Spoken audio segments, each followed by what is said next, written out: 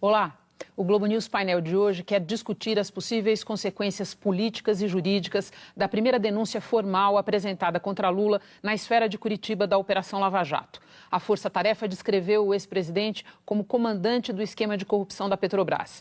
E ele respondeu em tom igualmente duro, questionando a legitimidade dos procuradores. O que restará desse embate quando a poeira baixar? Seja muito bem-vindo ao nosso debate, do qual participam Brasílio Salum Júnior, sociólogo e professor da USP. Aldo Fornazieri, professor da Fundação Escola de Sociologia e Política de São Paulo. E está conosco também no programa de hoje Roberto Romano, professor de Ética e Política. Brasílio, eu falei em consequências jurídicas e políticas porque a gente sabe que o tempo da justiça e o tempo da política não é o mesmo. Às vezes as consequências jurídicas demoram mais para se manifestar, as políticas começam antes e se prolongam mais no tempo. Então, talvez fosse interessante a gente começar pela reação do ex-presidente Lula, por aquele pronunciamento feito na quinta-feira em que ele respondeu à apresentação da denúncia pelos procuradores. Para além do tom emocionado, para além dos apelos à militância, o que te parecem ter sido os objetivos do ex-presidente Lula com aquele pronunciamento? Em primeiro lugar, se defender, né?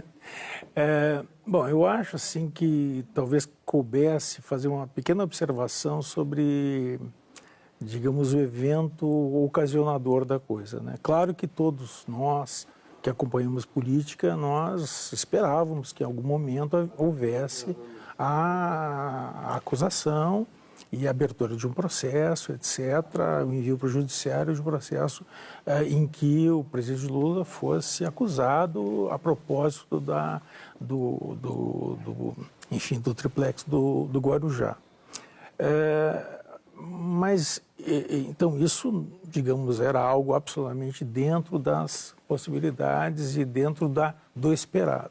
O que eu acho que não foi esperado foi justamente o modo de apresentação, porque o modo de apresentação foi muito além de explicitar digamos, uma acusação, né, formal do Ministério Público contra o presidente. Na verdade, o pessoal de Curitiba, da Força Tarefa, fez uma acusação muito ampla ao presidente, ao ex-presidente, como chefe, digamos, de uma organização criminosa, com base em propinas, etc., etc., sem que, ao final, a gente viu, eles tivessem provas suficientes para fazer disso um processo. Então, o processo foi mais limitado, referente ao triplex do Guarujá. Então, eu acho que esse evento original, ele, vamos dizer assim, ele, ao mesmo tempo, ele é um evento político fortíssimo, produziu manchetes em todos os jornais e, obviamente, atingiu as possibilidades políticas do ex-presidente, eu não tenho dúvida, mas eu acho que o ponto central é que nessa manifestação do Ministério Público, o Ministério Público atuou como um ator político, que não é usual na cena. Isso produziu uma mudança de situação. Porque normalmente o Ministério Público tem apresentado suas acusações, etc., mas nunca, que eu me lembre, produziu uma espécie de história no qual, digamos, eles mostrassem um entendimento global da situação que eles têm. O que é mais do que razoável, eles terem esse entendimento global, que não é uma coisa assim fora de propósito. A única coisa é que o estranhamento vem deles terem se convertido em atores políticos naquele momento por fazer a acusação. Então isso mudou um pouco, o conjunto da situação, porque surgiu não só a Lava Jato enquanto produtora de, digamos, eventos, escândalos de corrupção que todos querem que continue, né? mas surgiu um ator político que eu tenho a impressão que, embora atingindo o presidente Lula, embora construindo a história de que talvez inclusive seja verdadeira, esta ação eu acho que prejudica a Lava Jato no conjunto, porque eu acho que eles passaram um pouco do limite do esperado em relação ao Ministério Público, do meu ponto de vista. Como o regime democrático em que a gente vive e espera continuar vivendo supõe a atividade de vários atores políticos que disputam, obviamente, o poder e têm direito de brigarem, discutirem, etc., mas dentro de certas normas, a entrada do Ministério Público como ator político me pareceu, assim, a grande novidade, digamos, da situação. Deixa eu pegar aqui um pouco. Eu tinha um plano que eu acho que pode se revelar bom aqui para a nossa conversa, de fazer o caminho inverso, Aldo. E eu vou voltar a pedir tua ajuda, porque eu acho que ao longo do programa a gente vai ter a oportunidade de analisar substância, adjetivo, espetáculo, que não é espetáculo na denúncia em si.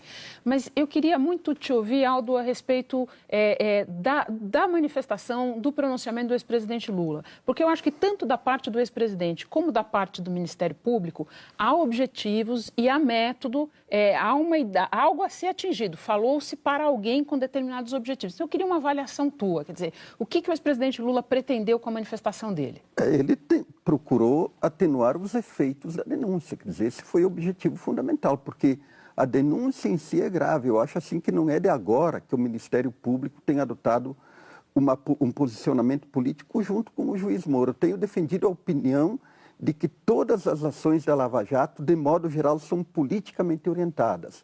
E, nesse sentido, o que se pretendeu com o espetáculo de ontem? Em primeiro lugar, influir nas eleições municipais.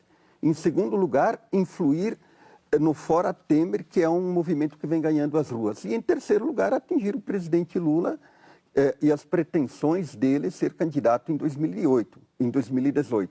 Então, é evidente que há um posicionamento politicamente orientado dos procuradores.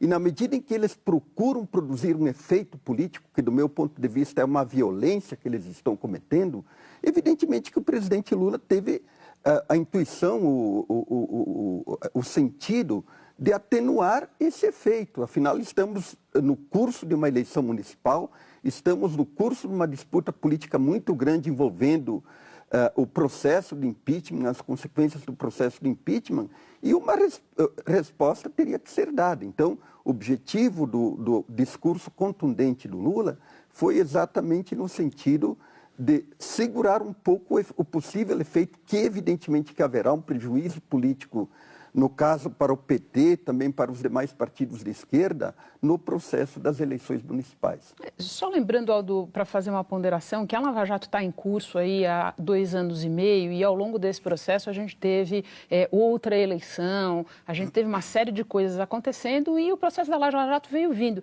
Também acho curioso, a gente também não teria como esperar que, olha, então, até passar a eleição municipal, algo assim não aconteceria. Mas, Roberto, eu queria, já que também o Aldo está falando na questão da denúncia, eu acho que tem bastante gente falando sobre a denúncia, mas talvez poucas pessoas tenham se debruçado ali sobre as 150 páginas, ou quase 150 páginas da denúncia apresentada pelos procuradores. Acho que tem uma discussão sobre como aquilo foi apresentado e tem uma discussão também sobre o que está ali.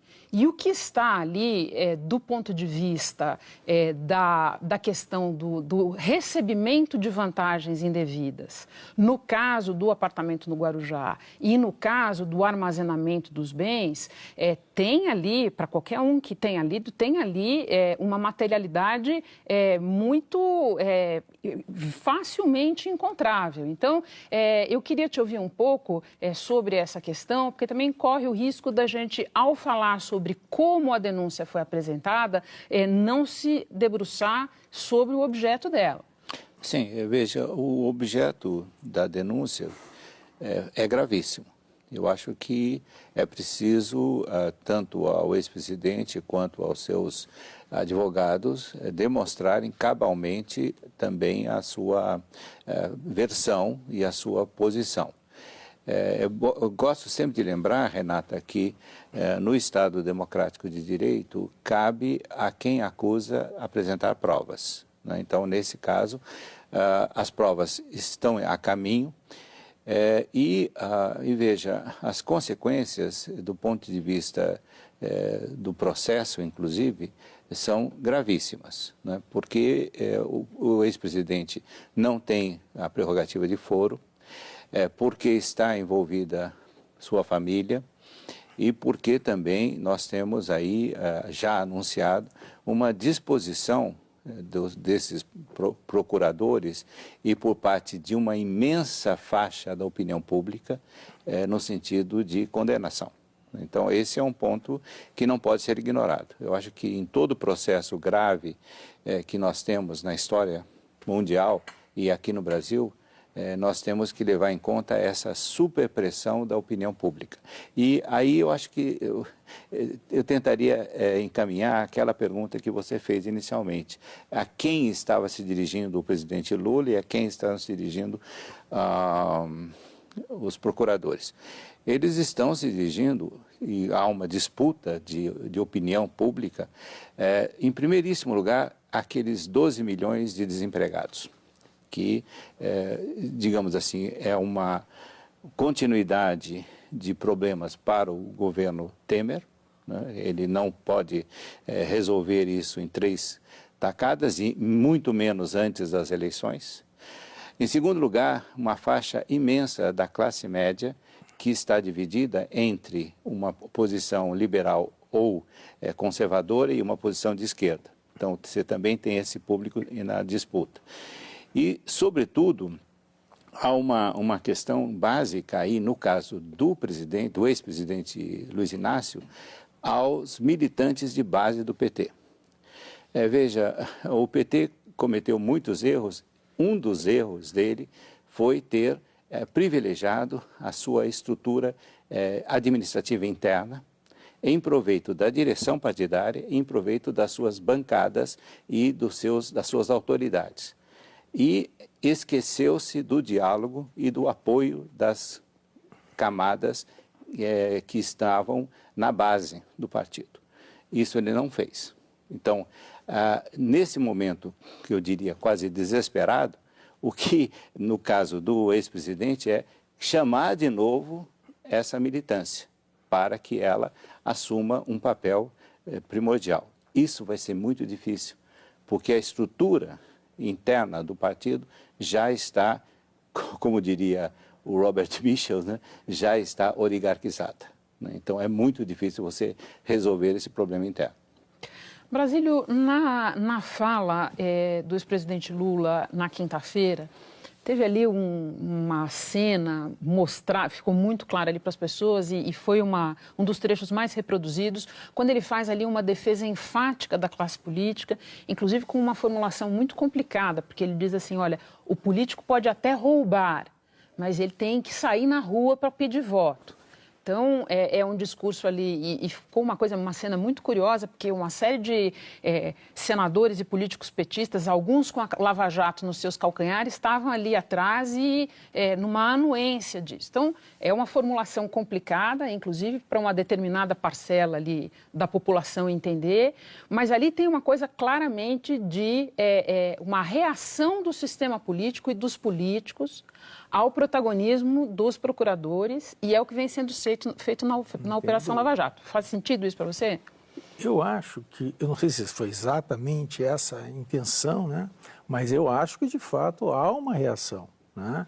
Porque, no fundo, os procuradores, embora eu tenha críticas ao modo como eles apresentaram, eles, de fato, estão desvelando mecanismos usuais e mais do que usuais, na verdade, de corrupção que estão permeando todo o nosso sistema, né? O nosso sistema, infelizmente, talvez tenha, digamos, apresentado mais essas características agora, recentemente, mas ele, em geral, tem essas características de corrupção que eu acho que, no estágio atual, vai exigir necessariamente alterações nas instituições políticas, de modo a que elas não estimulem esses mecanismos de corrupção que vêm de anos, inclusive estão sendo descobertos, digamos, em larga escala no petrolão, mas não se resumem a isso. Então, eu tendo a concordar com você que o sistema reage, né, porque, obviamente, hoje em dia, uma das características que, enfim, usuais desse sistema é o funcionamento de caixa 2, por exemplo, né? Todos, digamos, quase que generalizadamente reconhecem a existência desse mecanismo. Bom, nestas investigações, isso aí tem sido considerado corrupção. E, portanto, isso coloca todo o nosso sistema político em questão. Então, esses mecanismos são, vamos dizer assim, apontam por um segundo nível da nossa crise, eu acho. Porque a gente tinha uma crise de governo Dilma, que foi superada porque o governo desapareceu. Mas o regime propriamente democrático também está sendo questionado tanto pela Lava Jato quanto pela extraordinária queda, né, da popularidade e da adesão da população em relação aos políticos profissionais. Então, como que nós vamos conservar um regime democrático com representantes que tendem a se esvaziar de autoridade pela suspeita generalizada de corrupção? Então, esse sistema tem pouco tempo, eu diria, para se reformar, para você reestabilizar o sistema. Porque nós hoje, eu acho, desculpa até mais longo, nós hoje, nessa crise, nós estamos indo muito mais longe do que a gente teve a crise que a gente teve anteriormente, na época do Collor. Porque hoje o regime democrático não está sendo afirmado como naquela época, mas hoje está sendo questionado nessa dimensão, né? O sistema hoje, digamos, para o conjunto da população, provoca desconfiança, né? E as pesquisas de opinião têm mostrado isso de forma generalizada. Todos, seja a situação, a oposição, todos os políticos profissionais são objetos de desconfiança. Então, isso aí, eu acho que vai exigir desses políticos profissionais que estão amedrontados e que reagindo à Lava Jato, que tenham uma resposta positiva a isso, alterando o sistema. Porque do jeito que está, eu acho que não... Nós já vamos falar de respostas positivas ou negativas. Aldo, eu queria pegar essa fala do Lula a respeito dos procuradores, os procuradores que fazem concurso versus os políticos que buscam voto, um questionamento que ele faz ali até intracorporação, a hora que ele pergunta se o procurador-geral estaria de acordo com o que foi feito lá pela Força-Tarefa da Lava Jato. Isso me faz lembrar um texto seu em que você fala do que você chama de procuradorismo em oposição aos políticos e ao sistema político. De que maneira você acha que isso está se manifestando nesse momento? Bom, quando eu escrevi aquele texto sobre a rebelião do procuradorismo, na verdade eu tentei comparar com o chamado tenentismo. Quer dizer, o tenentismo da década de 1920, ele era fortemente moralista, ele achava que o Estado estava corrompido, num discurso relativamente parecido com o discurso dos procuradores de hoje, quer dizer, e nesse sentido vejo o seguinte, quer dizer, em grande medida os tenentes eles queriam mudar as instituições políticas, com razão, mas talvez com métodos errados. Eu entendo que do ponto de vista das intenções, os procuradores também têm suas razões. No entanto, eu acho que eles estão colocando os pés pelas mãos. Por quê? Em primeiro lugar, eles não podem ser juízes morais da nação. Eles têm que se ater aos fatos. Por exemplo, no caso da denúncia de ontem, eles tinham que se ater ao triplex e ao sítio. No entanto, quer dizer, levantaram uma argumentação que o Lula seria o general da corrupção e assim por diante. E do meu ponto de vista, isso é uma politização indevida, que vai estimular um processo de radicalização política do país e vai transbordar para as ruas. Isso em primeiro lugar. Em segundo lugar, há uma quebra do sentido da República. A República ela se baseia num mútuo sistema de controles, pesos, freios e contrapesos de poder, e hoje nós temos o judiciário se instituindo como um poder moderador, um poder que quer ser o juiz da nação. E nesse sentido eu acho que está havendo um processo de destruição da política. E até mesmo, se eu não me engano, foi ontem ou hoje, o próprio ministro do Supremo Dias Toffoli chamou a atenção para isso. Nós não podemos destruir a política, porque fica uma terra arrasada e uma situação muito parecida com aquilo que aconteceu na Itália.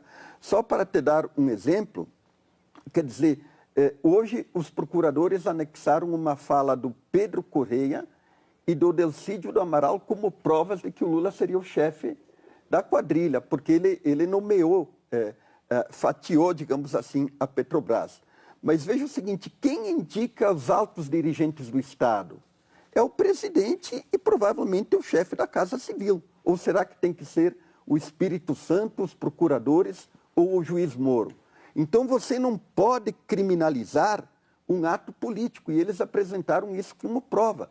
E isso é a criminalização de um ato político. Então, do meu ponto de vista, os procuradores e o juiz Moro estão fugindo completamente dos fatos e estão criando teses absurdas para criminalizar a política. E isso significa a destruição do sistema político. Concordo com o professor que nós temos uma crise profunda do sistema político e ele tem que ser refeito. Agora, não é com a criminalização pura e simples da política que você vai fazer a reconstrução do sistema político. Pelo contrário, eu acho que vai agravar a crise. Nós vamos fazer um rápido intervalo e voltamos já já com o Globo News Painel. Espera a gente. Estamos de volta com o Globo News Painel. Roberto, há pouco o Aldo falava da necessidade de um sistema de freios e contrapesos. Eu vou tentar puxar um contrapeso à fala do Aldo jogando uma pergunta para você. Nós estamos aqui no debate colocando uma série de questões e de alguma maneira, examinando de uma maneira crítica a apresentação da denúncia pelos procuradores e muitas das questões que a atividade dos procuradores hoje estão suscitando foram tema do nosso debate aqui. Eu temo que a gente deixe passar algumas coisas importantes. Então, quando a gente fala em tomar cuidado para que a investigação, para que a maneira do Ministério Público conduzir a investigação não criminalize a atividade política em si, o princípio da atividade política, não tente tomar o lugar da atividade política, eu acho que corre o risco da gente deixar de lado algumas coisas. Primeiro, a gente examinar aqui a reação da classe política a tudo que foi revelado até aqui na Lava Jato. Em nenhum momento foi uma reação de reexame de procedimentos, de autocrítica. Ela é simplesmente uma reação de autodefesa e de preservação do sistema. Não há uma outra coisa aqui. Até aqui, pelo menos, eu não vi. Se alguém lembrar, pode me contar. E uma outra coisa que eu acho importante da gente falar, especificamente sobre a denúncia apresentada na quinta-feira, é que a gente pode discutir se o que estava ali tinha escopo para as palavras que foram usadas pelos procuradores. Mas eu acho que é importante a gente lembrar que os procuradores não são obrigados, ou não é papel deles, nesse momento do processo, apresentar provas de responsabilidade. Eles precisam ter fatos comprovados e indícios de autoria desses fatos que vão ou não ser comprovados se aberto o processo judicial. Eu acho que são elementos que a gente devia considerar. Olha, Renata, nós temos aí que levar em conta uma doutrina arcaica do direito que define duas perguntas fundamentais. Quais são os fatos e qual é a lei que regulamenta esse fato? Então, no caso da Grécia Antiga, que inventou esse sistema todo, procuradores eram multados se eles apresentavam acusações sem fatos. se previa e se existia multa para esses procuradores. É que eu só acho que as pessoas podem estar confundindo fatos com a comprovação de autoria. Não, sim, mas veja, no caso houve uma acusação em cima de supostamente 2 fatos, um apartamento e um sítio. E daí houve um salto mortal para a estrutura inteira de governo e a estrutura inteira da política. Então, porque no caso, veja, nós temos uma carência enorme de lideranças políticas no país. A única liderança política nacional chama-se Luiz Inácio da Silva. É um ponto grave. Agora, o outro elemento, Renata, que você falou da atuação dos procuradores, é o seguinte, a classe política não é que ela está indene, ela não está modificando os seus procedimentos, ela está acelerando procedimentos. A quantidade de projetos de lei que estão no Congresso Nacional modificando, né, as questões da corrupção, as questões relativas, inclusive algo muito similar à PEC 37 já está circulando, não é? Então, essas formas, não é? E aí eu diria que um personagem que nós não conversamos até agora entra no centro da discussão, chama-se Sérgio Moro. Ele é um exímio conhecedor da Operação Mãos Limpas. E ele sabe perfeitamente que na Itália o que redundou foi que os parlamentares alteraram a lei com a bênção e a liderança de Berlusconi. E, então, me parece que o que aconteceu nessa denúncia, nessa espetacular denúncia, foi um erro de estratégia. Em vez de amedrontar a classe política, na pessoa de Luiz Inácio da Silva, eles suscitaram e vão apressar a perda do seu instrumento básico de atuação, que é a lei. Então, esse é um ponto que me parece muito grave. Então, a prudência recomendaria efetivamente que eles se atessem ao fato, né? E ao fato que está sendo discutido, que precisa ser provado judicialmente. Um sítio e um apartamento, né? Agora, essa questão da prudência é um elemento sério, porque aí mesmo, em momentos de crise, as pessoas perdem o controle da racionalidade, perdem o controle da estratégia e partem para o emocional, né? Eu sou um leitor de Spinoza, né? E quem leu a Ética sabe que a política de Spinoza está na ética e ele passa boa parte do tempo analisando as paixões, o medo, a esperança, a inveja, etc, etc, etc. Então, nesse caso, veja, eu volto a insistir. Foi atacado uma liderança política nacional. Eu não sou conhecido como admirador de Luiz Inácio da Silva, pelo contrário, né? Desde 1986 eu faço críticas pesadas a ele. Mas é um fato, ele dada a situação dos nossos partidos políticos, dada a nossa carência de liderança, enfim, toda a estrutura da nossa política, nós não temos mais liderança. Por exemplo, na época ainda de Fernando Collor, nós tínhamos lideranças nacionais que poderiam, nesse momento, ajudar a superar a crise. Nós não temos nenhuma liderança nacional. A única liderança nacional de multidões chama-se Luiz Inácio da Silva. E os demais? Ex-presidente Fernando Henrique Cardoso, respeitável, ex-presidente, mas ele não tem massas atrás de si. A oposição antiga também não tem massas. O PSDB é um partido que está dividido. Isso é um fato que você conhece melhor do que eu, né? Então, se você não tem prudência, e é isso que me parece que está faltando ao Ministério Público, prudência eu estou falando não no sentido de temor, estou falando no sentido maquiavélico. É preciso dominar o momento. Eles perderam o momento, né? Eles poderiam, como disse o Fornazieri, eles poderiam tocar na questão das propriedades, mas ficar por ali, né? Deixar que o processo continuasse E, sobretudo, eles precisam de ter uma estratégia no trato com esses congressistas, porque eles têm o grande instrumento na mão, a lei. Esse é um ponto que é muito preocupante. Algumas coisas que a tua fala me suscitou, e eu até queria jogar uma pergunta para o Brasílio, mas assim, quando você diz das iniciativas legislativas que estão em curso para tentar coibir e enquadrar a investigação, e é um conjunto delas, eu até tenho chamado informalmente do Império Contra-Ataca, porque é um pouco disso que se trata. Tem toda a razão. Eu só gosto de lembrar que quando da tentativa de aprovar a PEC 37, aquela proposta de emenda constitucional, que desidrataria muito o raio de atuação do Ministério Público, aquela discussão começou e as pessoas não faziam ideia do que era a PEC 37. E, de repente, nas manifestações de junho de 2013, estava todo mundo na rua dizendo que não podia aprovar a PEC 37 e a PEC 37 morreu, sem prejuízo de outras iniciativas estarem em curso agora nesse assunto. É isso que eu queria te perguntar, Brasílio. No momento em que a gente discute tudo isso, e aliás, antes até da apresentação da denúncia de quinta-feira, estão em curso uma enorme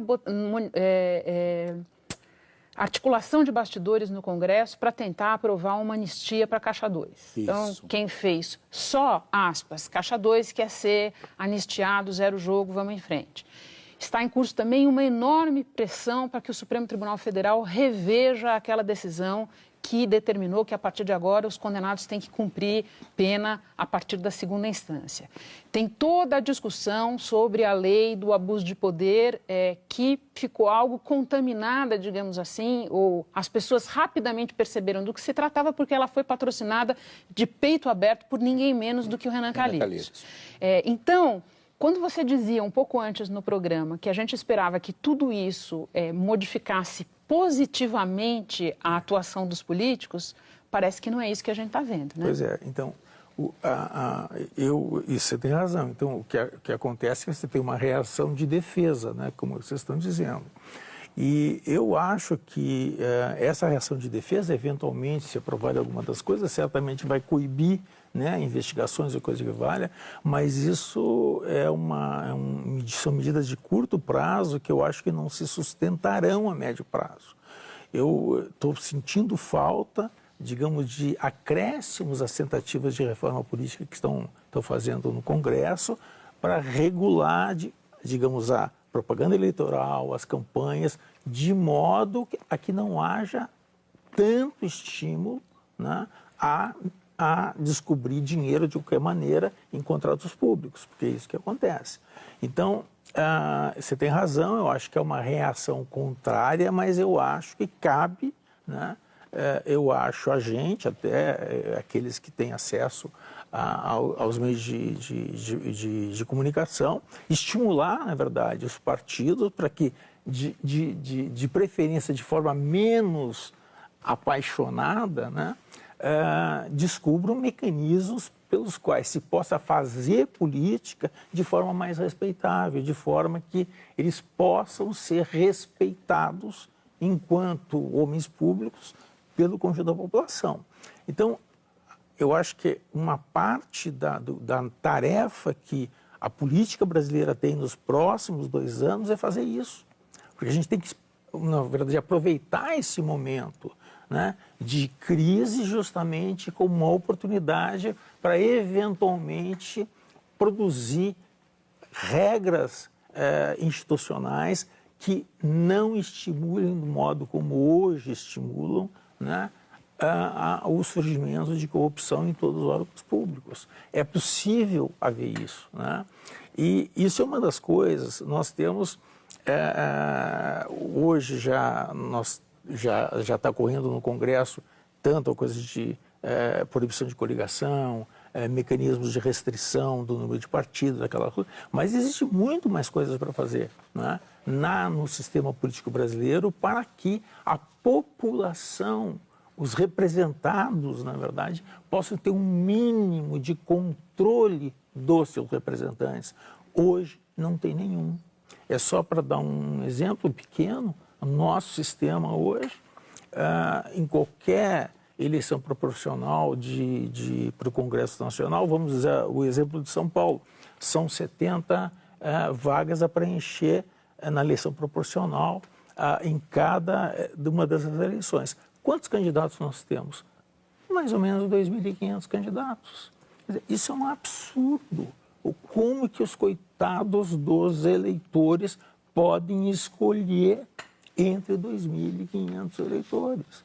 Então, isso para mim é o exemplo típico da absoluta falta de controle que os representados têm dos representantes. Nós não temos esse controle. E, mais ainda, mesmo essa pequena reforma que foi feita agora, né, para as eleições municipais, restringindo, obviamente, financiamento de campanha, aquela coisa toda, porque o Supremo proibiu o financiamento empresarial, não se eliminou os spots, né, que são, no fundo, o não debate. Cada um afirma o que quer, a população, de fato, é bombardeada por publicidade inesperada, não desejada, porque você está escutando qualquer rádio ou televisão e de repente entra um spot que te atinge sem que você tenha a mínima capacidade de dizer não àquilo, de não aceitar aquilo, porque você está no meio de um programa que você está assistindo. Então, eu acho que os mecanismos todos que nós temos de organização política têm que, de alguma maneira, girar o jogo, no sentido de que o eleitor tenha mais condição de controlar o sistema político. Não se trata apenas de diminuir partidos, isso e aquilo, governar melhor. Né? Que no fundo, todas as regras que estão se fazendo agora vamos criar mecanismos melhor de governo. Concordo com isso, mas só que nós precisamos criar também mecanismos de controlar melhor o governo. Né? E esse é um ponto que, infelizmente, eu acho que não está sendo desenvolvido até agora. Aldo, na tua avaliação, essa agenda de reação dos políticos à Lava Jato, a agenda da anistia ao Caixa 2, a agenda de rever a prisão na segunda instância e outros itens dessa pauta que estão tramitando por aí, você vê chance de sucesso ou você acha que vai haver, como houve no caso da PEC 37, uma reação que vai abortar isso? Eu acho que é difícil de prever exatamente pelas circunstâncias do jogo político que está em curso. Veja o seguinte, como é que você transforma um sistema político que é um acordo nacional que ele precisa ser transformado? Existem duas grandes formas. Ou existe uma convulsão, uma revolução e subsequentemente, uma constituinte refundadora, ou você faz processualmente, por reformas. O sistema vinha sendo reformado. Por exemplo, o Instituto da Delação Premiada é recente, a lei da criminalização da pessoa jurídica é recente, então vinham ocorrendo avanços. No entanto, todo esse processo ele sofreu um curto-circuito pela crise política que se desencadeou. E, nesse sentido, eu concordo plenamente com o professor, o professor Romano, no seguinte sentido, quer dizer, tem o poder judiciário, e aí inclusive os procuradores, eles têm que se ater a duas questões, aos fatos e à lei. Quando você cria a lei em movimento, que era uma coisa que os nazistas faziam muito bem, quer dizer, eles não tinham uma lei fixa, mas faziam do próprio movimento a lei, que é o que o juiz Moro e os procuradores fazem, e nesse sentido eles vão... Desculpa, Aldo, eu preciso fazer uma ponderação aqui. Eu acho que em que momento isso teria acontecido? Lei em movimento, porque não há evidência disso. Outra coisa, a gente está mencionando bastante o juiz Moro aqui. Eu acho que era só importante a gente deixar registrar aqui que a taxa de concordância com as decisões do juiz Sérgio Moro, lá no Tribunal Regional Federal, lá em Porto Alegre, e mesmo no Supremo Tribunal Federal, até aqui, tem sido elevadíssima. Mas veja o seguinte, e em âmbitos, Renato, e mais uma coisa, e em braços que estão sendo criados da Lava Jato, a gente está vendo decisões muito na mesma linha. Então, eu acho que individualizar no juiz Sérgio Moro é uma coisa um pouco distante do que a gente está vendo na realidade. Na verdade, o juiz Moro é o expoente desse processo, mas o judiciário como um todo ele está contaminado. Por quê? Porque se diz que a lei é feita em cima dos fatos, e isso cria um estado de exceção. Quer dizer, que é esse processo violento de judicialização. Então, esse é o judiciário, ele está contaminado politicamente como um todo, e o juiz Moro é a maior expressão dessa contaminação. Esse que é o fato. Te dou um exemplo, já que você me contestou. Por exemplo, a condução coercitiva. A lei prevê exatamente o contrário. Então, há uma criação de lei em cima dos fatos, violando a lei e a Constituição, e a criação da lei em movimento. Quando nós fazemos isso, eu concordo com as teses do Agamben e de outros, que nós criamos um estado de exceção permanente. E esse, a rigor, não é um problema apenas brasileiro, é um problema que eu acho que ele é mais generalizado. E, nesse sentido, eu sustento a tese de que há uma desorganização do sistema republicano.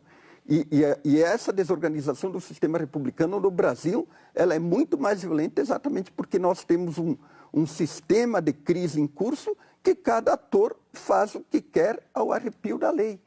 E, nesse sentido, vejo o seguinte, quer dizer, me parece que essa exorbitância do Poder Judiciário e dos procuradores ela vai surtir o efeito contrário. A reação do sistema político, mais dia, menos dia, ela vai se fazer sentir, porque eles têm a prerrogativa de fazer a lei. E, infelizmente, quer dizer, uma coisa que nós poderíamos produzir um avanço num caminho que já estava avançando, ele pode se transformar num grande retrocesso. É um pouco a questão das leis era um pouco o que o Roberto dizia hoje antes. A gente tem um tempo relativamente curto pela frente. Se você quiser fazer um adendo, Brasília, eu depois queria jogar uma última pergunta para vocês. É só uma questão. Bom, eu tenho a impressão que, eu acho que eu me afasto um pouquinho do Aldo nesse sentido. Eu acho que houve, ao longo desses meses, um enorme progresso de investigação. Se descobriu, inclusive com o auxílio das instituições que se criou, como modelação premiada, então, houve um avanço enorme das investigações. Eu acho que os procuradores trabalharam muito fortemente. Não vejo, a não ser por essa última semana que eu achei de fato que eles passaram um pouco do seu limite apropriado para procuradores. Eu tenho a impressão que eu não consigo ver que eles tenham extrapolado dos limites legais, e o judiciário também, embora, claro, que nós possamos discordar de uma ou outra das medidas, e são várias. Nós estamos agora, vai correndo no Supremo, várias dessas medidas. A decisão, por exemplo, do ministro Lewandowski sobre a divisão da votação final. Então, há várias discordâncias que devem ser discutidas. Mas eu não vejo, de fato, que haja uma espécie de, vamos dizer assim, tribunais de exceção o tempo inteiro. Pelo contrário, eu acho que nós estamos num regime que, em geral, se obedece à lei e se busca que se obedeça à lei. Então, Até porque essas pessoas todas que foram flagradas na Lava Jato, elas estavam fazendo tudo menos obedecer à lei, né? Sim, eles são pessoas que não cumpriram, não obedeceram, etc. E têm que ser punidas por isso. Eu tinha a expectativa de fazer uma última rodada com vocês três. O tempo não vai me permitir. Roberto, vou jogar para você o que seria a minha última pergunta de bancada. Existem outras investigações em torno de Lula, uma no Supremo, uma investigação, ele responde, ele é objeto de um inquérito no Supremo Tribunal Federal, ele já é réu numa outra ação na Justiça Federal em Brasília. Ali, nos dois casos, o assunto é obstrução de justiça. A própria Lava Jato tem outros assuntos sendo investigados e que podem resultar em denúncia. Ou seja, existe a perspectiva concreta, não se sabe ao certo, mas existe a perspectiva concreta de o ex-presidente Lula receber uma condenação em primeira instância, dela eventualmente ser confirmada pela segunda instância. Isso o enquadraria na lei da ficha limpa e ele não poderia concorrer em 2018. Você estava há pouco discorrendo sobre o significado da figura do ex-presidente Lula. Como a gente deve imaginar um eventual cenário eleitoral sem ele em 2018? Olha, nós teremos, se tudo isso que você disse se realizar, nós teremos crises cada vez mais graves do ponto de vista político. É preciso ter prudência, né, nessa linha. E na perspectiva de Lula estar fora da corrida presidencial de 2018, nós teremos candidatos extremamente frágeis, sem apoio partidário básico. Por exemplo, no caso, Aécio Neves não terá o PSDB na sua totalidade, menos ainda o PMDB. Nós teremos uma campanha eleitoral que vai ser extremamente também frágil, o que quer dizer que as críticas feitas ao governo atual, né, vão se confirmar de certa maneira, e nós não teremos um novo presidente, uma nova presidente da República, porque também podemos falar em Marina Silva, né, uma presidente com profunda legitimidade. Então, como é que nós vamos sair dessa crise que é econômica, política, social, sem um poder forte, legítimo? Esse é um ponto que me preocupa. Agora, outra coisa que eu acho que nós não falamos, falou-se de reforma e tal, mantendo-se essa estrutura atual dos partidos políticos brasileiros, não tem saída. Enquanto as direções de partidos ficarem 30 anos dominando o caixa, dominando as candidaturas e tudo mais, nós não teremos saída. E o terceiro ponto que eu diria enfaticamente é que tudo isso que nós estamos assistindo e que nós estamos discutindo passa por uma excrescência jurídica chamada prerrogativa de foro. E eu não sei como é que o Supremo Tribunal Federal aceita esse atentado contra a Constituição e a igualdade republicana. Esse é um ponto que o tribunal deveria responder.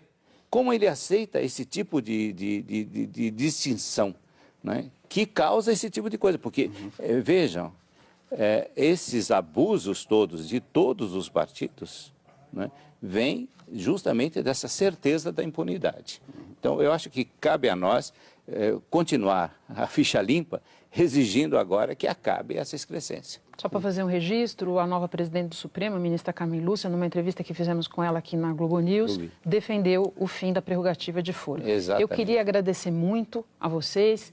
Muito infelizmente o nosso tempo acabou. Isso é uma coisa que acontece. O painel fica por aqui. Eu queria agradecer muito aos nossos 3 convidados. Brasílio Salum Júnior, sociólogo e professor da USP, Aldo Fornazieri, professor da Fundação Escola de Sociologia e Política de São Paulo, e agradeço também a Roberto Romano, professor de Ética e Política. Obrigada a você que nos acompanhou até aqui e que fica agora com os outros fatos e imagens que marcaram a semana. Até logo.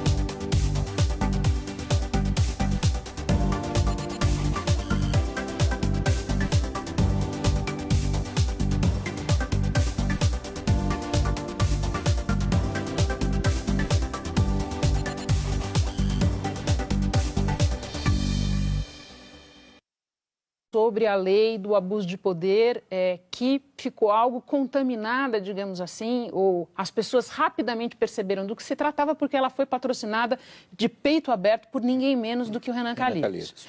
Então, quando você dizia um pouco antes no programa que a gente esperava que tudo isso modificasse positivamente a atuação dos políticos, parece que não é isso que a gente está vendo, né? Pois é, então... Isso você tem razão. Então, o que acontece é que você tem uma reação de defesa, né, como vocês estão dizendo. E eu acho que essa reação de defesa, eventualmente, se aprovar alguma das coisas, certamente vai coibir, né, investigações e coisa que valha, mas isso são medidas de curto prazo que eu acho que não se sustentarão a médio prazo. Eu estou sentindo falta, digamos, de acréscimos às tentativas de reforma política que estão fazendo no Congresso para regular, digamos, a propaganda eleitoral, as campanhas, de modo a que não haja tanto estímulo, né, a a descobrir dinheiro de qualquer maneira em contratos públicos, porque é isso que acontece. Então, você tem razão, eu acho que é uma reação contrária, mas eu acho que cabe, né? Eu acho a gente, até aqueles que têm acesso aos meios de comunicação, estimular, na verdade, os partidos para que, de preferência de forma menos apaixonada, né, descubram mecanismos pelos quais se possa fazer política de forma mais respeitável, de forma que eles possam ser respeitados enquanto homens públicos pelo conjunto da população. Então, eu acho que uma parte da tarefa que a política brasileira tem nos próximos 2 anos é fazer isso. Porque a gente tem que, na verdade, aproveitar esse momento, né, de crise justamente como uma oportunidade para, eventualmente, produzir regras institucionais que não estimulem do modo como hoje estimulam, né, o surgimento de corrupção em todos os órgãos públicos. É possível haver isso, né? E isso é uma das coisas. Nós temos, hoje já está ocorrendo no Congresso tanto a coisa de proibição de coligação, mecanismos de restrição do número de partidos, aquela coisa, mas existe muito mais coisas para fazer, né, no sistema político brasileiro para que a população, os representados, na verdade, possam ter um mínimo de controle dos seus representantes. Hoje não tem nenhum. É só para dar um exemplo pequeno, o nosso sistema hoje, em qualquer eleição proporcional para o Congresso Nacional, vamos usar o exemplo de São Paulo, são 70 vagas a preencher na eleição proporcional em cada uma das eleições. Quantos candidatos nós temos? Mais ou menos 2.500 candidatos. Quer dizer, isso é um absurdo. Como que os coitados dos eleitores podem escolher entre 2.500 eleitores? Então, isso, para mim, é o exemplo típico da absoluta falta de controle que os representados têm dos representantes. Nós não temos esse controle. E, mais ainda, mesmo essa pequena reforma que foi feita agora, né, para as eleições municipais, restringindo, obviamente, financiamento de campanha, aquela coisa toda, porque o Supremo proibiu o financiamento empresarial, não se eliminou os spots, né, que são, no fundo, o não debate. Cada um afirma o que quer, a população, de fato, é bombardeada por publicidade inesperada, não desejada, porque você está escutando qualquer rádio ou televisão e de repente entra um spot que te atinge sem que você tenha a mínima capacidade de dizer não àquilo, de não aceitar aquilo, porque você está no meio de um programa que você está assistindo. Então, eu acho que os mecanismos todos que nós temos de organização política têm que, de alguma maneira, girar o jogo, no sentido de que o eleitor tenha mais condição de controlar o sistema político. Não se trata apenas de diminuir partidos, isso e aquilo, governar melhor. Né? Que no fundo, todas as regras que estão se fazendo agora vamos criar mecanismos melhor de governo. Concordo com isso, mas só que nós precisamos criar também mecanismos de controlar melhor o governo. Né? E esse é um ponto que, infelizmente, eu acho que não está sendo desenvolvido até agora. Aldo, na tua avaliação, essa agenda de reação dos políticos à Lava Jato, a agenda da anistia ao Caixa 2, a agenda de rever a prisão na segunda instância e outros itens dessa pauta que estão tramitando por aí, você vê chance de sucesso ou você acha que vai haver, como houve no caso da PEC 37, uma reação que vai abortar isso? Eu acho que é difícil de prever exatamente pelas circunstâncias do jogo político que está em curso. Veja o seguinte, como é que você transforma um sistema político que é um acordo nacional que ele precisa ser transformado? Existem duas grandes formas. Ou existe uma convulsão, uma revolução e subsequentemente, uma constituinte refundadora, ou você faz processualmente, por reformas. O sistema vinha sendo reformado. Por exemplo, o Instituto da Delação Premiada é recente, a lei da criminalização da pessoa jurídica é recente, então vinham ocorrendo avanços. No entanto, todo esse processo ele sofreu um curto-circuito pela crise política que se desencadeou. E, nesse sentido, eu concordo plenamente com o professor, o professor Romano, no seguinte sentido, quer dizer, tem o poder judiciário, e aí inclusive os procuradores, eles têm que se ater a duas questões, aos fatos e à lei.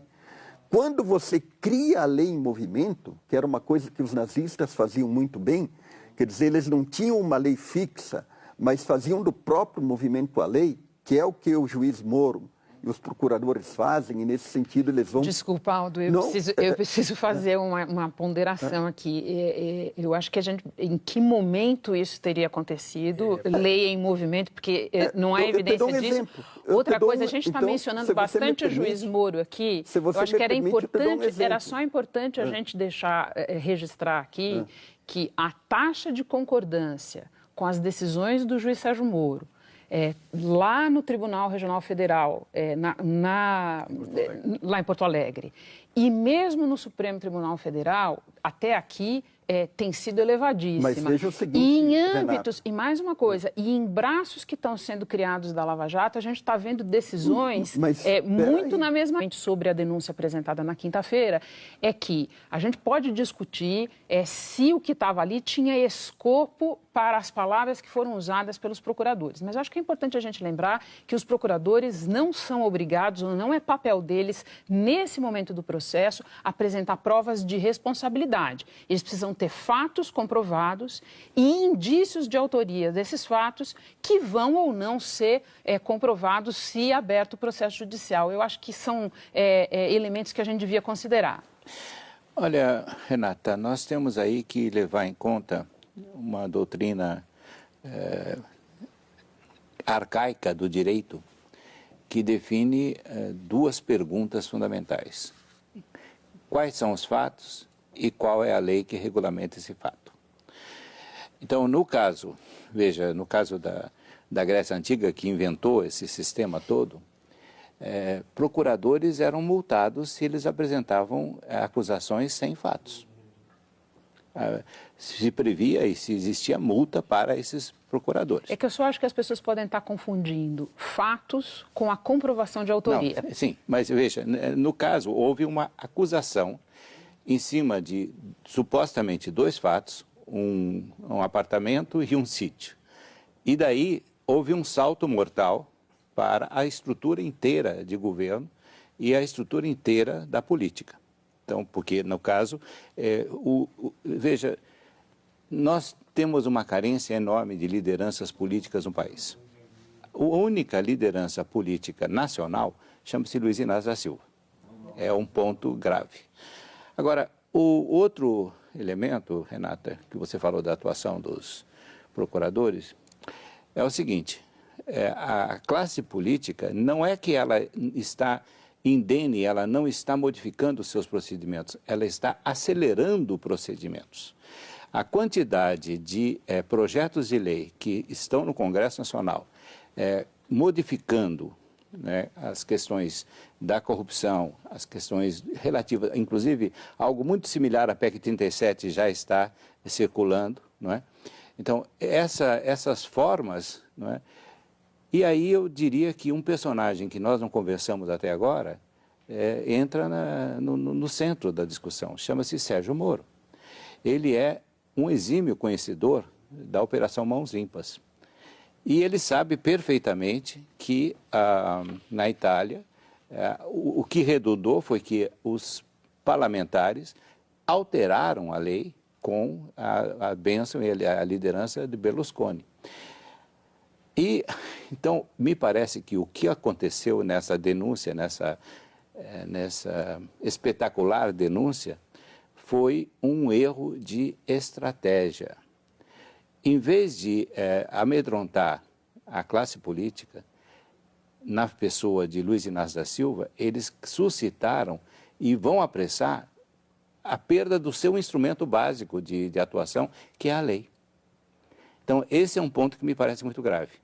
Então, a prudência recomendaria efetivamente que eles se atessem ao fato, né? E ao fato que está sendo discutido, que precisa ser provado judicialmente. Um sítio e um apartamento, né? Agora, essa questão da prudência é um elemento sério, porque aí mesmo, em momentos de crise, as pessoas perdem o controle da racionalidade, perdem o controle da estratégia e partem para o emocional, né? Eu sou um leitor de Spinoza, né? E quem leu a Ética sabe que a política de Spinoza está na ética, e ele passa boa parte do tempo analisando as paixões, o medo, a esperança, a inveja, etc, etc, etc. Então, nesse caso, veja, eu volto a insistir. Foi atacado uma liderança política nacional. Eu não sou conhecido como admirador de Luiz Inácio da Silva, pelo contrário, né? Desde 1986 eu faço críticas pesadas a ele. Mas é um fato, ele dada a situação dos nossos partidos políticos, dada a nossa carência de liderança, enfim, toda a estrutura da nossa política, nós não temos mais liderança. Por exemplo, na época ainda de Fernando Collor, nós tínhamos lideranças nacionais que poderiam, nesse momento, ajudar a superar a crise. Nós não temos nenhuma liderança nacional. A única liderança nacional de multidões chama-se Luiz Inácio da Silva. E os demais?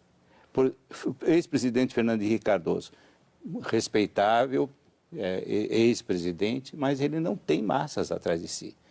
A oposição antiga também não tem massas. O PSDB é um partido que está dividido.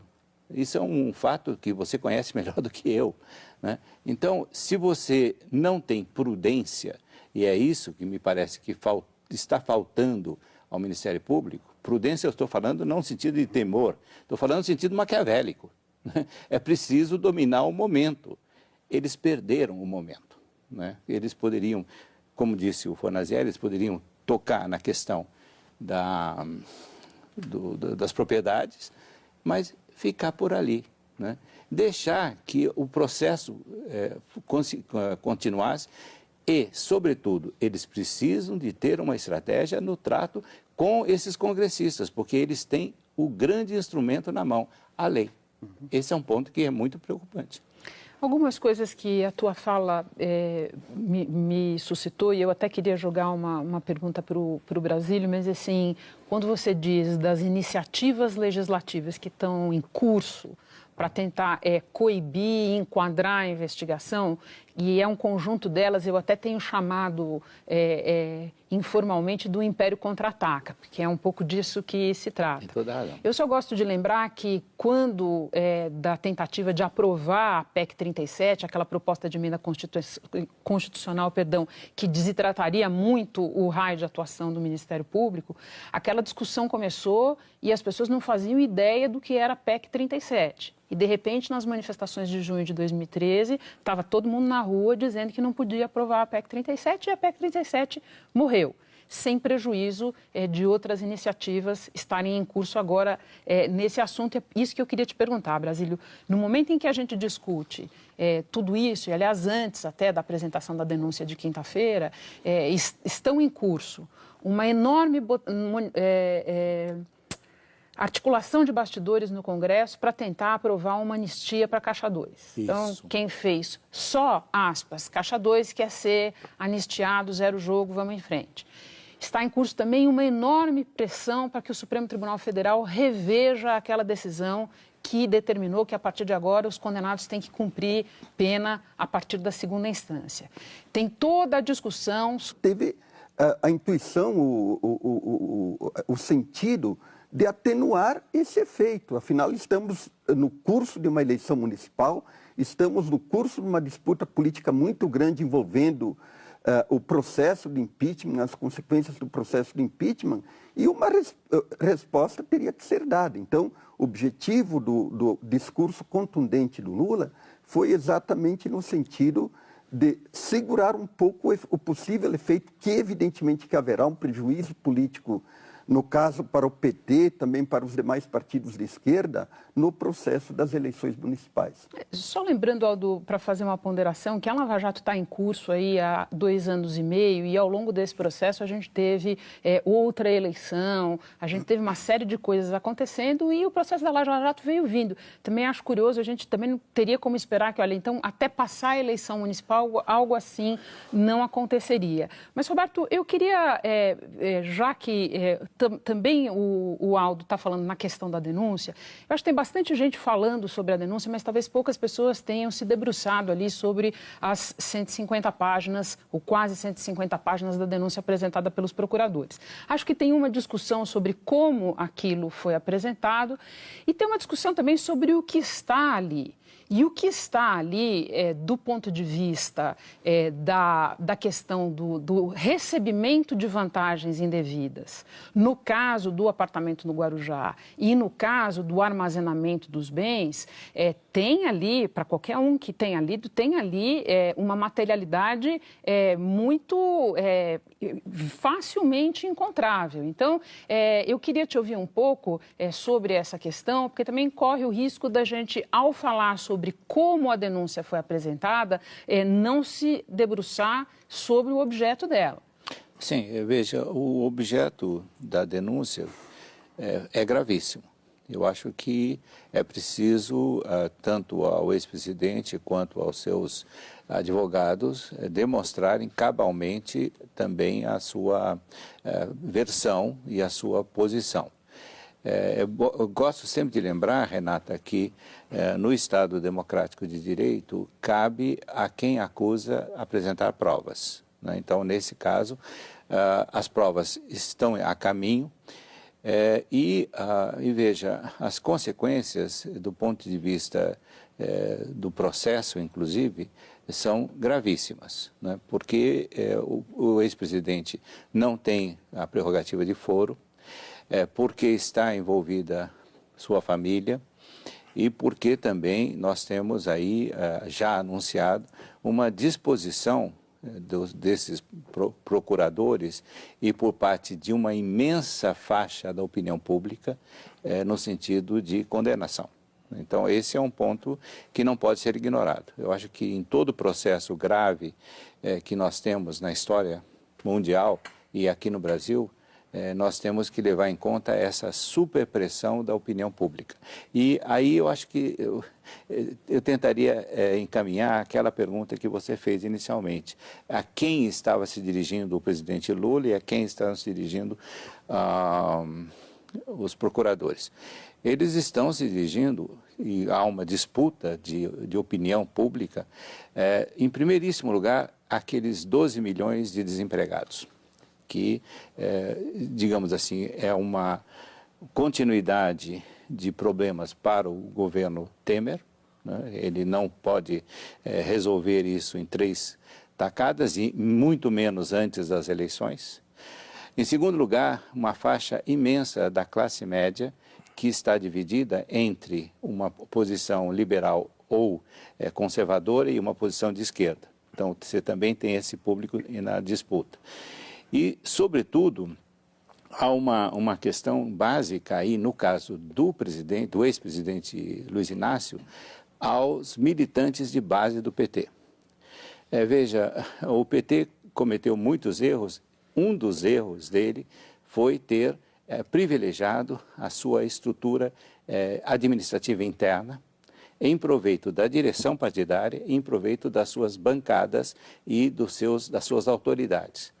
E esqueceu-se do diálogo e do apoio das camadas que estavam na base do partido. Isso ele não fez.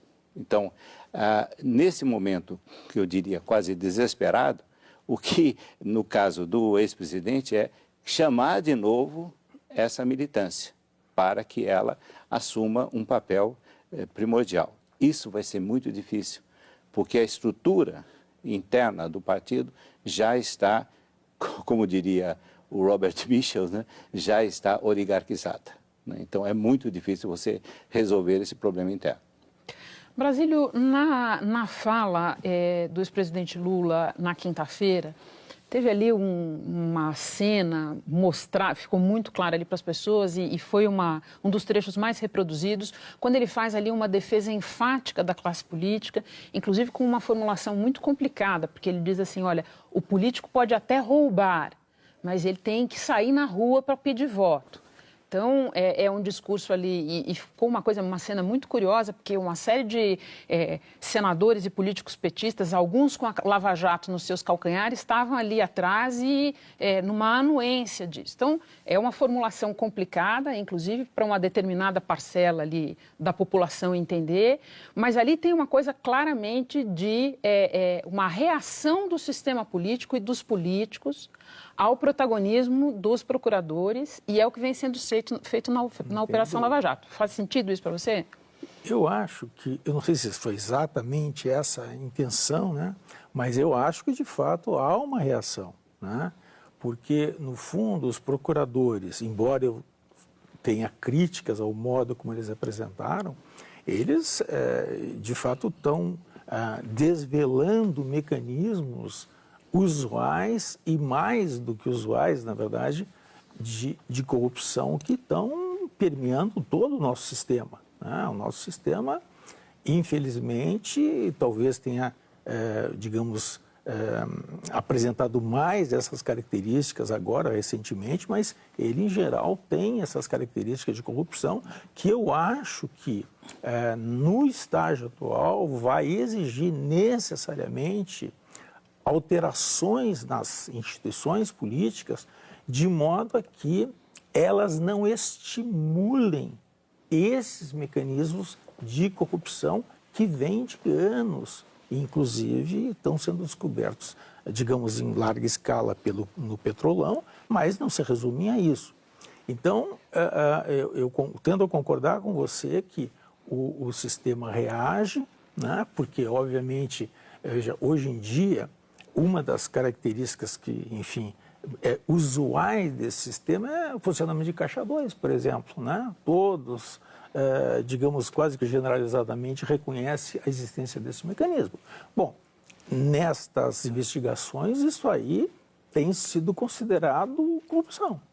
E, portanto, isso coloca todo o nosso sistema político em questão. Então, esses mecanismos são, vamos dizer assim, apontam por um segundo nível da nossa crise, eu acho. Porque a gente tinha uma crise de governo Dilma, que foi superada porque o governo desapareceu. Mas o regime propriamente democrático também está sendo questionado tanto pela Lava Jato quanto pela extraordinária queda, né, da popularidade, da adesão da população em relação aos políticos profissionais. Então, como que nós vamos conservar um regime democrático com representantes que tendem a se esvaziar de autoridade pela suspeita generalizada de corrupção? Então, esse sistema tem pouco tempo, eu diria, para se reformar, para você reestabilizar o sistema. Porque nós hoje, eu acho, desculpa até mais longo, nós hoje, nessa crise, nós estamos indo muito mais longe do que a gente teve a crise que a gente teve anteriormente, na época do Collor. Porque hoje o regime democrático não está sendo afirmado como naquela época, mas hoje está sendo questionado nessa dimensão, né? O sistema hoje, digamos, para o conjunto da população, provoca desconfiança, né? E as pesquisas de opinião têm mostrado isso de forma generalizada. Todos, seja a situação, a oposição, todos os políticos profissionais são objetos de desconfiança. Então, isso aí, eu acho que vai exigir desses políticos profissionais que estão amedrontados e que reagindo à Lava Jato, que tenham uma resposta positiva a isso, alterando o sistema. Porque do jeito que está, eu acho que não... Nós já vamos falar de respostas positivas ou negativas. Aldo, eu queria pegar essa fala do Lula, a respeito dos procuradores, os procuradores que fazem concurso versus os políticos que buscam voto, um questionamento que ele faz ali até intracorporação, a hora que ele pergunta se o procurador-geral estaria de acordo com o que foi feito lá na pela Força-Tarefa da Lava Jato. Isso me faz lembrar um texto seu em que você fala do que você chama de procuradorismo em oposição aos políticos e ao sistema político. De que maneira você acha que isso está se manifestando nesse momento? Bom, quando eu escrevi aquele texto sobre a rebelião do procuradorismo, na verdade eu tentei comparar com o chamado tenentismo. Quer dizer, o tenentismo da década de 1920, ele era fortemente moralista, ele achava que o Estado estava corrompido, num discurso relativamente parecido com o discurso dos procuradores de hoje, quer dizer, e nesse sentido vejo o seguinte, quer dizer, em grande medida os tenentes eles queriam mudar as instituições políticas, com razão, mas talvez com métodos errados. Eu entendo que do ponto de vista das intenções, os procuradores também têm suas razões. No entanto, eu acho que eles estão colocando os pés pelas mãos. Por quê? Em primeiro lugar, eles não podem ser juízes morais da nação. Eles têm que se ater aos fatos. Por exemplo, no caso da denúncia de ontem, eles tinham que se ater ao triplex e ao sítio. No entanto, quer dizer, levantaram uma argumentação que o Lula seria o general da corrupção e assim por diante. E do meu ponto de vista, isso é uma politização indevida, que vai estimular um processo de radicalização política do país e vai transbordar para as ruas. Isso em primeiro lugar. Em segundo lugar, há uma quebra do sentido da República. A República ela se baseia num mútuo sistema de controles, pesos, freios e contrapesos de poder, e hoje nós temos o judiciário se instituindo como um poder moderador, um poder que quer ser o juiz da nação. E nesse sentido eu acho que está havendo um processo de destruição da política. E até mesmo, se eu não me engano, foi ontem ou hoje o próprio ministro do Supremo Dias Toffoli chamou a atenção para isso. Nós não podemos destruir a política, porque fica uma terra arrasada e uma situação muito parecida com aquilo que aconteceu na Itália. Só para te dar um exemplo, quer dizer, hoje os procuradores anexaram uma fala do Pedro Correia e do Delcídio do Amaral como provas de que o Lula seria o chefe da quadrilha, porque ele nomeou, fatiou, digamos assim, a Petrobras. Mas veja o seguinte, quem indica os altos dirigentes do Estado? É o presidente e provavelmente o chefe da Casa Civil. Ou será que tem que ser o Espírito Santo, os procuradores ou o juiz Moro? Então você não pode criminalizar um ato político, e eles apresentaram isso como prova. E isso é a criminalização de um ato político. Então, do meu ponto de vista, os procuradores e o juiz Moro estão fugindo completamente dos fatos e estão criando teses absurdas para criminalizar a política. E isso significa a destruição do sistema político. Concordo com o professor que nós temos uma crise profunda do sistema político e ele tem que ser refeito. Agora, não é com a criminalização pura e simples da política que você vai fazer a reconstrução do sistema político. Pelo contrário, eu acho que vai agravar a crise. Nós vamos fazer um rápido intervalo e voltamos já já com o Globo News Painel. Espera a gente.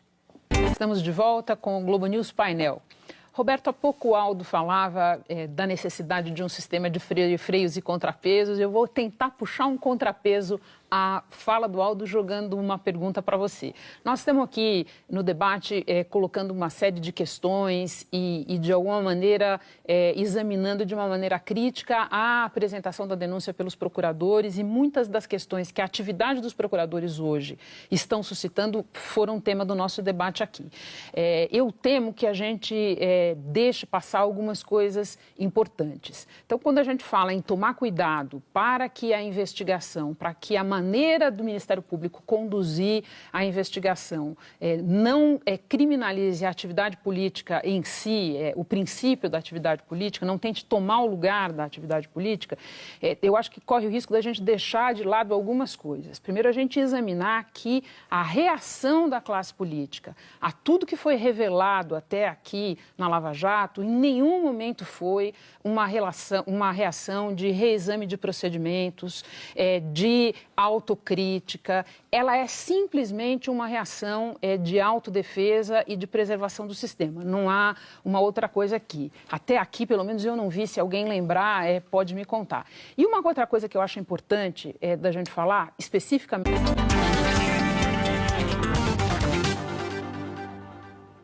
Olá, o Globo News Painel de hoje quer discutir as possíveis consequências políticas e jurídicas da primeira denúncia formal apresentada contra Lula na esfera de Curitiba da Operação Lava Jato. A Força Tarefa descreveu o ex-presidente como comandante do esquema de corrupção da Petrobras. E ele respondeu em tom igualmente duro, questionando a legitimidade dos procuradores. O que restará desse embate quando a poeira baixar? Seja muito bem-vindo ao nosso debate, do qual participam Brasílio Salum Júnior, sociólogo e professor da USP. Aldo Fornazieri, professor da Fundação Escola de Sociologia e Política de São Paulo. E está conosco também no programa de hoje, Roberto Romano, professor de Ética e Política. Brasílio, eu falei em consequências jurídicas e políticas porque a gente sabe que o tempo da justiça e o tempo da política não é o mesmo. Às vezes as consequências jurídicas demoram mais para se manifestar, as políticas começam antes e se prolongam mais no tempo. Então, talvez fosse interessante a gente começar pela reação do ex-presidente Lula, por aquele pronunciamento feito na quinta-feira em que ele respondeu à apresentação da denúncia pelos procuradores. Para além do tom emocionado, para além dos apelos à militância, o que te parecem ter sido os objetivos do ex-presidente Lula com aquele pronunciamento? Em primeiro lugar, se defender, né? Bom, eu acho assim que talvez coubesse fazer uma pequena observação sobre, digamos, o evento ocasionador da coisa, né? Claro que todos nós que acompanhamos política, nós esperávamos que em algum momento houvesse a acusação e a abertura de um processo, etc., o envio para o judiciário de um processo em que o presidente Lula fosse acusado a propósito enfim, do triplex do Guarujá. Mas, então, isso, digamos, era algo absolutamente dentro das possibilidades e dentro do esperado. O que eu acho que não foi esperado foi justamente o modo de apresentação, porque o modo de apresentação foi muito além de explicitar digamos, uma acusação, né, formal do Ministério Público contra o presidente. Na verdade, o pessoal de Curitiba, da Força Tarefa, fez uma acusação muito ampla ao presidente, ao ex-presidente, como chefe, digamos, de uma organização criminosa, com base em propinas, etc., etc., sem que, ao final, a gente viu, eles tivessem provas suficientes para fazer disso um processo. Então, o processo foi mais limitado, referente ao triplex do Guarujá. Então, eu acho que esse evento original, ele, vamos dizer assim, ele, ao mesmo tempo, ele é um evento político fortíssimo, produziu manchetes em todos os jornais e, obviamente, atingiu as possibilidades políticas do ex-presidente, eu não tenho dúvida, mas eu acho que o ponto central é que nessa manifestação do Ministério Público, o Ministério Público atuou como um ator político, que não é usual na cena. Isso produziu uma mudança de situação. Porque normalmente o Ministério Público tem apresentado suas acusações, etc., mas nunca, que eu me lembre, produziu uma espécie de história no qual, digamos, eles mostrassem um entendimento global da situação que eles têm. O que é mais do que razoável eles terem esse entendimento global, que não é uma coisa assim fora de propósito. A única coisa é que o estranhamento vem deles terem se convertido em atores políticos naquele momento por fazer a acusação. Então isso mudou um pouco, o conjunto da situação, porque surgiu não só a Lava Jato enquanto produtora de, eventos, escândalos de corrupção, que todos querem que continue, né? Mas surgiu um ator político que eu tenho a impressão que, embora atingindo o presidente Lula, embora construindo a história de que talvez inclusive seja verdadeira, esta ação eu acho que prejudica a Lava Jato no conjunto, porque eu acho que eles passaram um pouco do limite do esperado em relação ao Ministério Público, do meu ponto de vista. Como o regime democrático em que a gente vive e espera continuar vivendo supõe a atividade de vários atores políticos que disputam, obviamente, o poder e têm direito de brigarem, discutirem, etc., mas dentro de certas normas, a entrada do Ministério Público como ator político me pareceu, assim, a grande novidade, digamos, da situação. Deixa eu pegar aqui um pouco. Eu tinha um plano que eu acho que pode se revelar bom aqui para a nossa conversa, de fazer o caminho inverso, Aldo. E eu vou voltar a pedir tua ajuda, porque eu acho que ao longo do programa a gente vai ter a oportunidade de analisar substância, adjetivo, espetáculo, que não é espetáculo na denúncia em si. Mas eu queria muito te ouvir, Aldo, a respeito da manifestação, do pronunciamento do ex-presidente Lula. Porque eu acho que tanto da parte do ex-presidente como da parte do Ministério Público, há objetivos e há método, há algo a ser atingido. Falou-se para alguém com determinados objetivos. Então, eu queria uma avaliação tua, quer dizer, o que o ex-presidente Lula pretendeu com a manifestação dele? Ele procurou atenuar os efeitos da denúncia, quer dizer, esse foi o objetivo fundamental, porque a denúncia em si é grave. Eu acho assim que não é de agora que o Ministério Público tem adotado um posicionamento político junto com o juiz Moro. Eu tenho defendido a opinião de que todas as ações da Lava Jato, de modo geral, são politicamente orientadas. E, nesse sentido, o que se pretendeu com o espetáculo de ontem? Em primeiro lugar, influir nas eleições municipais. Em segundo lugar, influir no Fora Temer, que é um movimento que vem ganhando as ruas. E, em terceiro lugar, atingir o presidente Lula e as pretensões dele ser candidato em 2018. Então, é evidente que há um posicionamento politicamente orientado dos procuradores. E, na medida em que eles procuram produzir um efeito político, que, do meu ponto de vista, é uma violência que eles estão cometendo, evidentemente que o presidente Lula